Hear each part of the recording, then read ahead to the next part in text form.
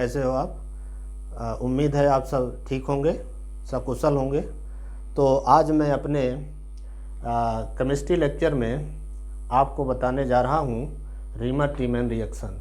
Actually reamer and teamer दो अलग अलग साइंटिस्ट हैं ना, दोनों ने मिलकर इस रिएक्शन को डिस्कवर किया, इसीलिए इस रिएक्शन का नाम है रीमर टीमर रिएक्शन। अब हम ये रीमर टीमर रिएक्शन को हम एक एग्जाम्पल से समझाना चाहेंगे। जैसे आप लोगों ने सुना होगा फिल्म इंडस्ट्रीज में बहुत सारे जो है म्यूजिशियन हैं जिनका हम हमेशा जो है दो म्यूजिशियन का नाम लेते हैं। जैसे एक बहुत फेमस एग्जाम्पल है लक्ष्मीकांत प्यारेलाल। तो लक्ष्मीकांत अलग हैं, प्यारेलाल अलग हैं। दोनों ने मिलकर जिस म्यूजिक को कंपोज किया है तो हम ये बोलेंगे कि इस को म्यूजिक देने वाले लक्ष्मीकांत प्यारेलाल हैं। इसी प्रकार से बहुत सारे जो है फिल्म इंडस्ट्रीज में हैं, आप सब जानते हो। तो this is the very important reaction है। तो अब मैं आपको बताने जा रहा हूँ। आप जानते हैं दिस इज़ अ फिनाल, ये फिनाल है, क्योंकि बेंजीन में वो जुड़ा होना तो फिनाल बोला जाता है। इसका दूसरा नाम कार्बिनाल भी है। और ये क्लोरोफॉर्म है, because formula is CaCl3। Chloroform के बारे में आप जानते हैं, ये बेहोश करने के काम आता है। जब हमारा बॉडी का ऑपरेशन किया जाता है तो आप सब जानते हो कि बॉडी को बेहोश करना होता है, उस समय ये इस क्लोरोफॉर्म का यूज किया जाता है। हम डायरेक्टली हम यूज नहीं कर सकते हैं, इसके स्पेशलिस्ट होते हैं। और ये फिनाल आपको मालूम है, इसका 0.1% हम यूज करते हैं as a antiseptic and 0.2% phenol हम घर पर एज ए डिसइंफेक्टेंट यूज में लाते हैं। और अक्सर क्वेश्चन जो है आता है और आ भी चुका है 1-2 साल पहले कि write the name of the chemical और write the name of the formula which can be used as a antiseptic as well as in disinfectant. तो your phenol is its example and this is the sodium hydroxide। जब तीनों reaction करते हैं तो मालूम है ये कंपाउंड बन जाता है। ये है, इसका नाम सेल्डिहाइड है। IUPAC नाम इसका 2-हाइड्रॉक्सी बेंजिल्डिहाइड है। आपको मालूम है ये बेंजीन है, ये CHO है, ये OH है। तो नंबरिंग हम यहाँ से शुरू करेंगे करना, 1 2 3 4 5 6। क्या कारण है? CHO सीनियर फंक्शनल ग्रुप है OH से। तो जब OH जूनियर होता है उस समय इसका नाम हाइड्रॉक्सी होता है। जब OH सीनियर होता है तो ऑल होता है, आप सब जानते हो। तो ये कंपाउंड बनता है 2-हाइड्रॉक्सी बेंजिल्डिहाइड। अब मैं आपको रिएक्शन मैकेनिज्म के बारे में बताने जा रहा हूँ। तो रिएक्शन मैकेनिज्म है क्या? तो रिएक्शन मैकेनिज्म को हम शॉर्ट में आपको ये बताएंगे कि ये जो कंपाउंड है ना, बना कैसे। रेडीमेड नहीं होता कि हम तीनों को मिलाएंगे और बन जाएगा। इसके अंदर बहुत सारी स्टेप्स होती है। अब हम एक एग्जांपल से आपको हम बताना चाहेंगे।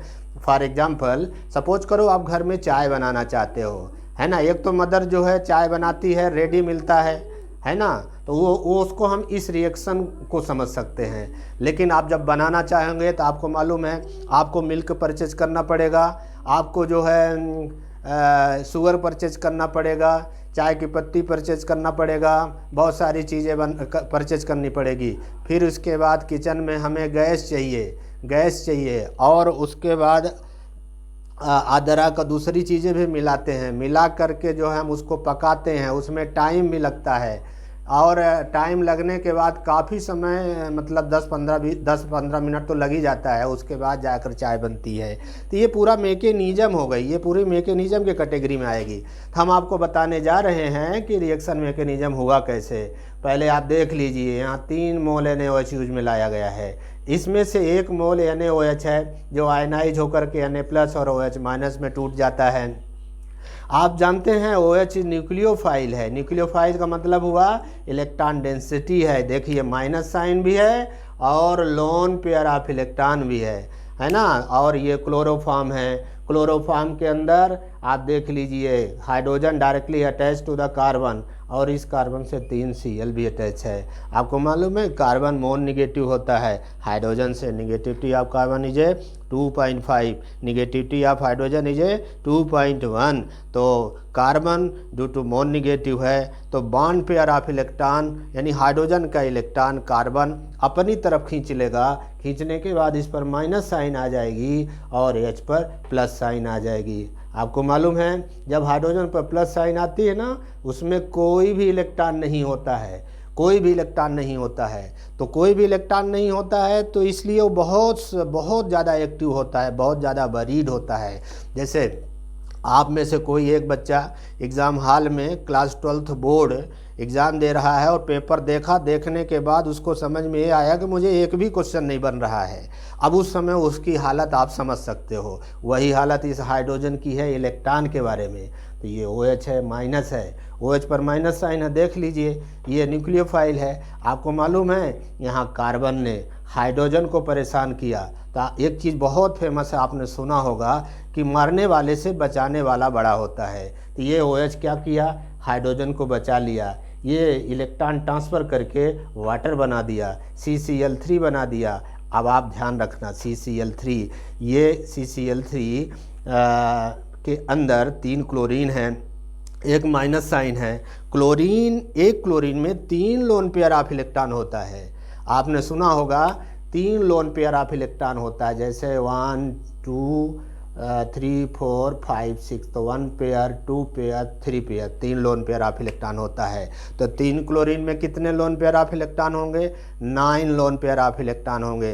That compound will be unstable.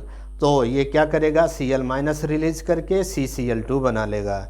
यह कार्बीन है, इसको कार्बीन बोलते हैं। कार्बीन भी 2 प्रकार की होती है, singlet carbene and triplet carbene. हमारे पिछले लेक्चर में आप देख लेना अबाउट द कार्बीन। इसके अंदर 2 फ्री इलेक्ट्रॉन हैं और लेकिन ऑक्टेट कंप्लीट नहीं है। This carbon having only the 6 electron in the valence shell. और आप जानते हो स्टेबिलिटी कब आती है, जब बैलेंस में 8 इलेक्ट्रॉन होता है। तो दिस इज अनस्टेबल। अब आप आगे देखिए, ये फिनाल है, आपको इस स्ट्रक्चर में फिनाल दिख रहा है। फिनाल में OH है, O के पास 2 लोन पेयर ऑफ इलेक्ट्रॉन है, क्योंकि बैलेंस में ऑक्सीजन के 6 इलेक्ट्रॉन होते हैं। 6 में से 2 इलेक्ट्रॉन बॉन्ड में पार्टिसिपेट किए, एक कार्बन के साथ बना रहा है बॉन्ड और एक हाइड्रोजन के साथ बना रहा है। Remaining 4 will be 2 lone pair of electron.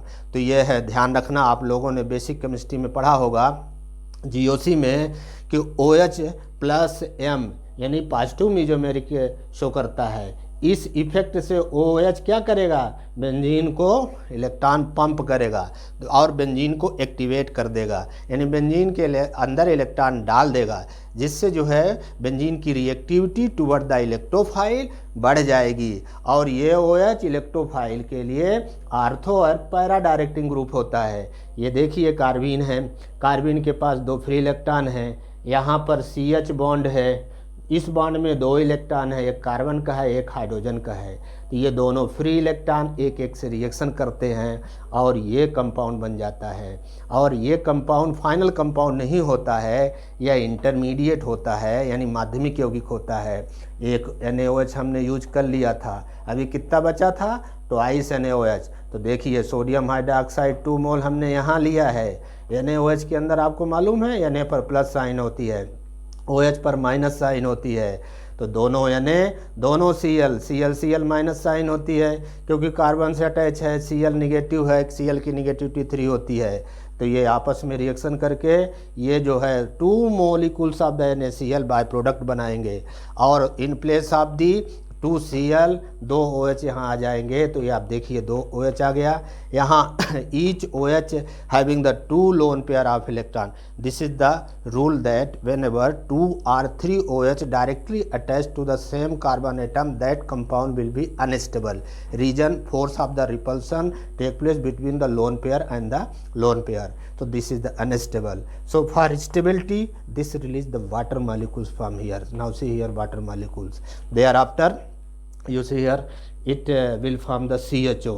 So this is the your final product, and its third name will be 2-hydroxybenzene carbaldehyde. Actually you know numbering started from here 1 2 3 4 5 and the 6, and यह एक rule है कि जब CHO group को हम suffix में यानी सभी नामों के लास्ट में लिखते हैं और उसके कार्बन को इंक्लूड नहीं करते हैं, उस समय इसका नाम कार्बेल्डिहाइड होता है। इसीलिए इस कंपाउंड का नाम है 2-हाइड्रॉक्सी, और ये बेंजीन, और ये CHO कार्बेल्डिहाइड है।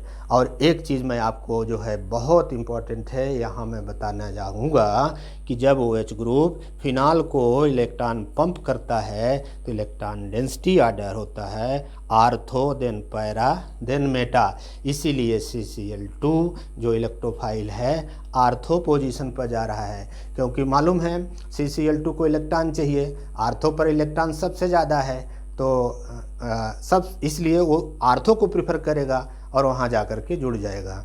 और उस फिनाल की जगह पर यदि हम sodium phenoxide, see in the red colour, that formula is a sodium phenoxide, हम लेंगे तो ये रिएक्शन, इस रिएक्शन की स्पीड थोड़ा और ज़्यादा हो जाएगी, क्योंकि OH के अंदर O पर प्लस साइन होती है, H पर O पर माइनस साइन होती है और H पर प्लस साइन होती है। तो यानी सेम मालिक्यूल्स के अंदर आप फिनाल चैप्टर में देखा होगा कि जो है एक दूसरे के न्यूट्रल कर देंगे तो इलेक्ट्रॉन जो है पंपिंग कैपेसिटी बेंजीन की रिंग की तरफ कम हो जाएगी, जिससे जो है CCl2 का अट्रैक्शन टुवर्ड द फिनाल जो है कम हो जाएगा। इसलिए हम फिनाल की जगह पर सोडियम फिनॉक्साइड हम प्रिफर कर सकते हैं। तो ये हो गई आज की रीमर-टिमन रिएक्शन, जिसको हम शॉर्ट में RTR बोलते हैं।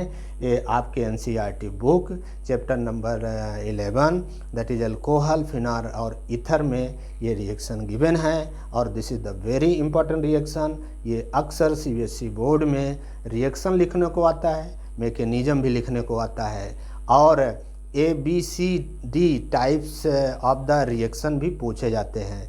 तो हम ये आशा करते हैं कि आप सबको रीमन-टिमन रिएक्शन, उसकी मैकेनिज्म अच्छे से समझ में आ गई होगी, और आप लोग अच्छे से इसकी तैयारी कर लेना। यह CBSE बोर्ड एग्ज़ाम 2021 के लिए बहुत इम्पोर्टेंट है। धन्यवाद।